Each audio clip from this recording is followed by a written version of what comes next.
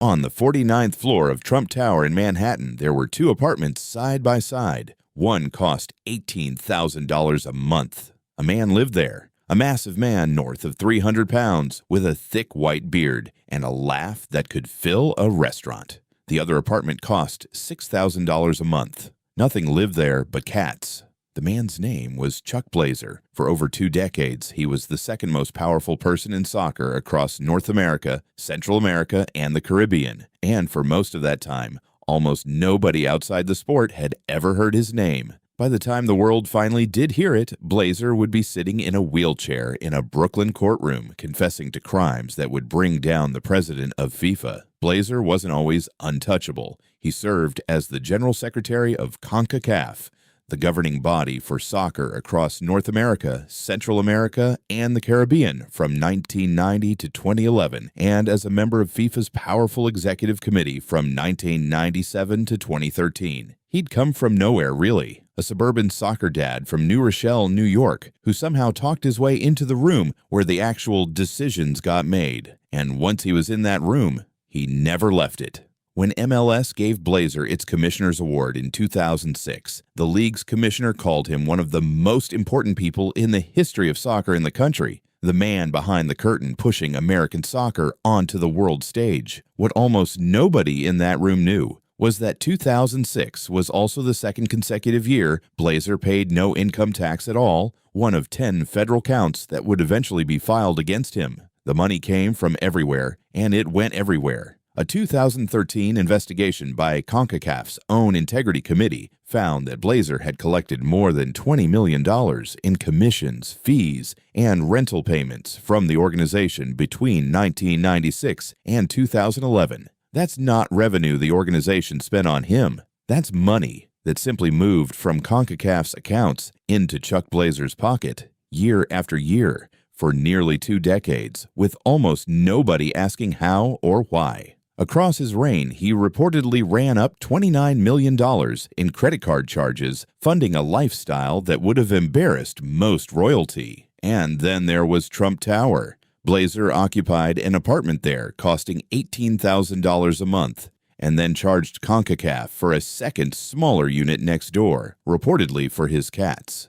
CONCACAF's actual offices took up the entire 17th floor of the building, but Blazer often worked from the 2 apartments on the 49th floor instead, one for himself, one largely for his cats. He shared his Trump Tower life with a pet parrot as well, cutting deals from his apartment office while living what colleagues later described as a chaotic, larger-than-life existence. His social life matched the apartments. He held a standing table at Elaine's, the legendary Upper East Side restaurant where Hollywood actors mingled with mobsters, cops, and reporters, his driver waiting outside while he entertained dinner dates, some dressed in gowns he kept in his apartment specifically for those nights. Regulars at Elaine's knew Blazer was somebody important, even if most of them couldn't have told you exactly what he did. It wasn't just New York either. CONCACAF funds were used to buy apartments at the Mondrian in Miami and to sign purchase agreements on units at the Atlantis Resort in the Bahamas. In 2010, through a CONCACAF subsidiary, 2 more apartments were purchased in Miami's exclusive South Beach district, a complex offering panoramic ocean views,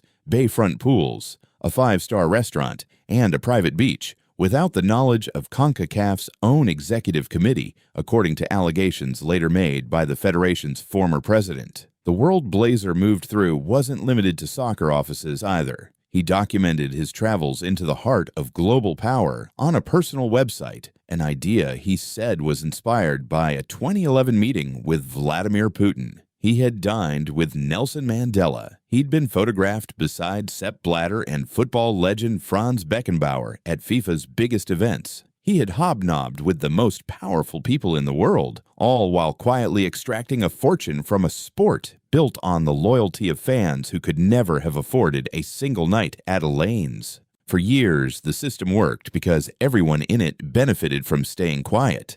Blazer took his cut. The Federation's president, Jack Warner, took his. FIFA's executive committee, the small circle of men who decided which countries would host the World Cup, moved money and favors in ways that nobody outside the room ever saw. Then in 2011, something happened that Blazer apparently couldn't stay quiet about.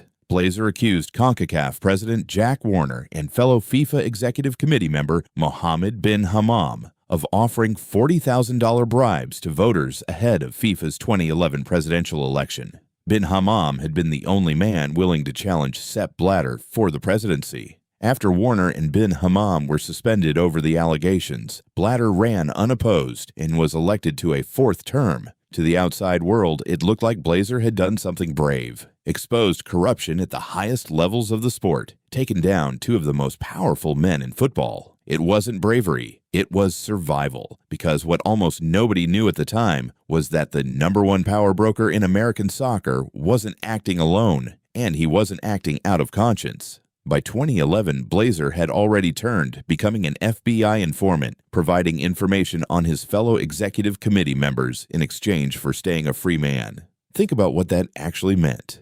This was a man who had spent 30 years building relationships with these people. He had traveled the world with them, dined with them, vacationed near them in the Bahamas and South Beach, sat beside them at FIFA congresses, smiling for photographs. And now he was wearing a wire into rooms with them. He continued attending the same dinners, holding the same standing table, entertaining the same circle, all while recording conversations that the FBI would later use to bring down nearly the entire upper structure of world soccer. The accusations against Warner and bin Hammam in 2011 weren't an isolated act of conscience. They were the opening move of a much longer operation, one where Blazer would spend years as a mole inside the organization he'd helped build, informing on the very men he'd shared champagne with at the world's biggest tournaments. 2 years later, in a Brooklyn courtroom, Blazer sat in a wheelchair, a defeated man, a fraction of the powerful figure who'd once hobnobbed with Mandela and Putin, and pleaded guilty to accepting bribes connected to the selection of World Cup host countries for 1998 and 2010.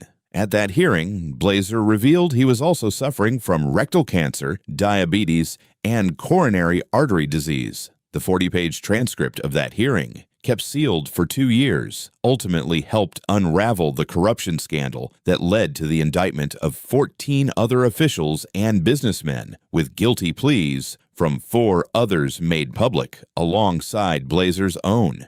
In total, the Justice Department's racketeering case charged officials with participating in a 24-year scheme to enrich themselves through the corruption of international soccer, including 2 sitting FIFA vice presidents and both the current and former presidents of CONCACAF. The information Blazer provided, recorded conversations, financial records, years of insider knowledge, became the foundation of the case. It was Blazer's cooperation that ultimately helped secure the downfall of Sepp Blatter, the man who had run FIFA for nearly 2 decades. When Chuck Blazer died in 2020, there were almost no public tributes from the organizations he'd spent his life building. CONCACAF offered only brief condolences to his family. The only acknowledgement from U.S. Soccer came from national team coach Bruce Arena, who said simply that he'd known Chuck for a lot of years, that he'd done a lot for the sport, and that he was sorry about all the issues with FIFA. His lawyers, in a statement after his death, said his misconduct,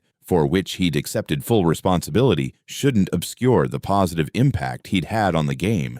It's a strange kind of legacy, a man who stole millions from the sport that made him powerful, and then, when the walls finally closed in, betrayed everyone who'd ever trusted him in order to save himself. The same betrayal that destroyed his friends also exposed a rot that had existed for decades, untouched, because no one with Blazer's access had ever been desperate enough to talk. In the end, the man with the apartment for his cats brought down the most powerful man in the world football, not because he wanted justice, but because it was the only move he had left.